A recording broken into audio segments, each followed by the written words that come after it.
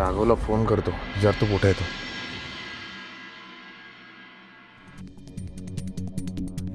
Shit, माझा phone घरी राहिला. ठीक आहे ना, मग माझा फोन आहे, माझा फोन यूज कर. नाही, मला नाही वापरू नाही शकत तुझा फोन. मला माझाच फोन लागली. उठंगे ना प्लीज. अरे पण please please. Okay okay okay.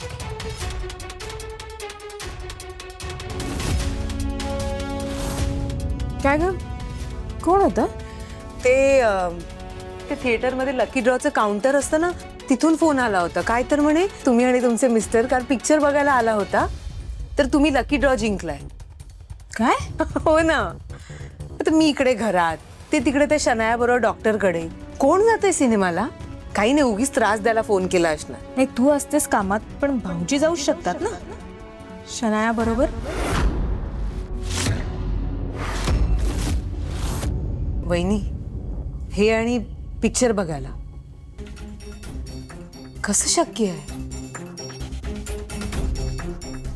आम्ही दोघं सिनेमाला शेवटचे कधी गेलो होतो हेही मला आठवत नाही.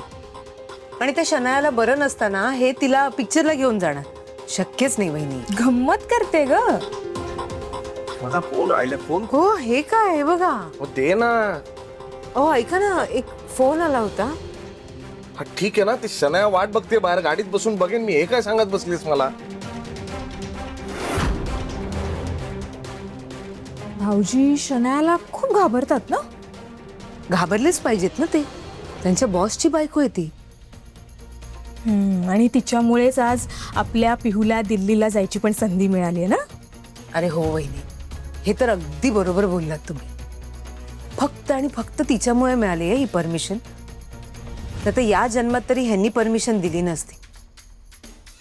वहिनी कशी बोलत होती ना ती, किती अथॉरिटीने बोलत होती ती. म्हणजे तिचे प्रत्येक मुद्दे बरोबर होते. का तर ती स्वतः बिझनेस वुमन आहे ना, म्हणून किती छान पद्धतीने ह्यांच्यासमोर तिने सगळं मांडलं. आणि बघा ना, त्यांना ते पटलं पण. आज फक्त त्या शनायामुळे माझ्या पिहूच्या चेहऱ्यावर आनंद दिसतोय मला. वहिनी, तिचे हे उपकार मी कधी कधी नाही विसरणार. खरंच. आलेच आम्ही.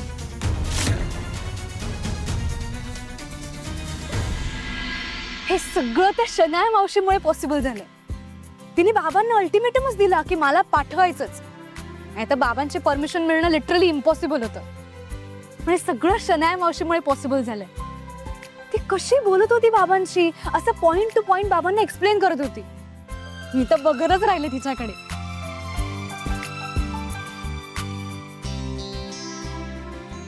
काय झालं? तू का असं बघतोयस? नाही, माझा विश्वासच बसत नाहीये. कशावर? हेच की कालपर्यंत तुला ती शनाया आवडत नव्हती आणि आज अचानक तिच्यामुळे तुला परवानगी मिळाली म्हणून तुला ती आवडायला लागली.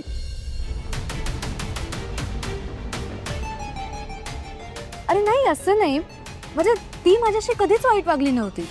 मीच उगाच तिला हेट करत होते. म्हणजे मी तिच्याशी उलट बोलायचे, मीच तिच्याशी वाईट वागायचे. पण ती कधीच चुकीची वागली नव्हती. पण तरी पिऊ, तुला ती आवडत नव्हती ना. तिचं तुझ्या घरी येणं राहणं, अगं तिच्यामुळे काकूंना त्रास झालाय, हे सगळं विसरलीस तू.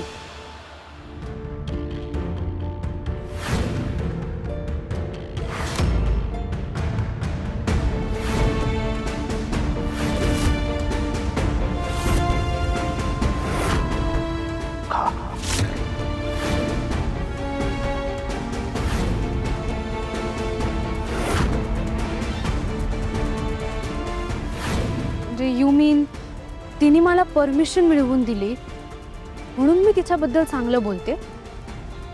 म्हणजे मी स्वार्थी झाले? तुला राग येईल, पण हो, कारण तुझ्याकडून मी कधीच एक्सपेक्ट नाही केलंय. अगं कारण तू खूप चांगली मुलगी आहेस. You are right Ishaan. मी चुकले. मी खरंच चुकले. पिऊ, नको इतका गिल्ट घेऊस. अगं ह्युमन नेचर आहे ते. एखाद्याने आपलं काम केलं की आपल्याला तो माणूस आवडू लागतो. नाही रे, तसं नाही. तिच्यामुळे आईला खूप त्रास झालाय.